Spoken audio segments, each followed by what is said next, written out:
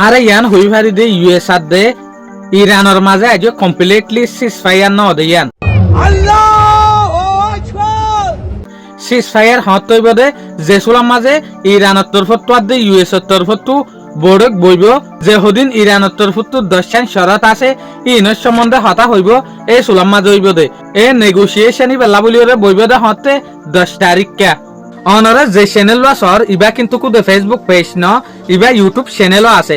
আজিল দে 9 April 2026 দিনল দে বেশি বার আজিয়ার report মোতাবেক কারা ইয়ান জানিভারি দে বুধবার দিন ইউএস আর দে ইরানের মাঝে যেগুয়া সিজফায়ার হইবে লাবলিওরে হতা হইয়ে এই হতাইয়ান হতে পুরুষ হইবে হলে হতাইয়ান কমপ্লিটলি সলভ হয়ে যাবে দে হতে 10 এপ্রিল 2026 এর মাঝে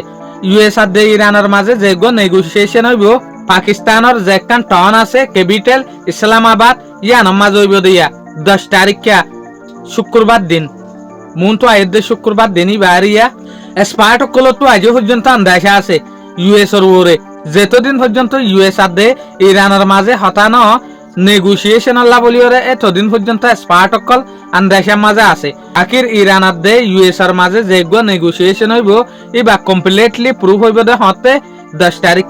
কিয়া মনটো যে হদিন দিন আছে ইনার মাঝে স্পার্টক করে কেলা বিশ্বাস নগরে দেন হলে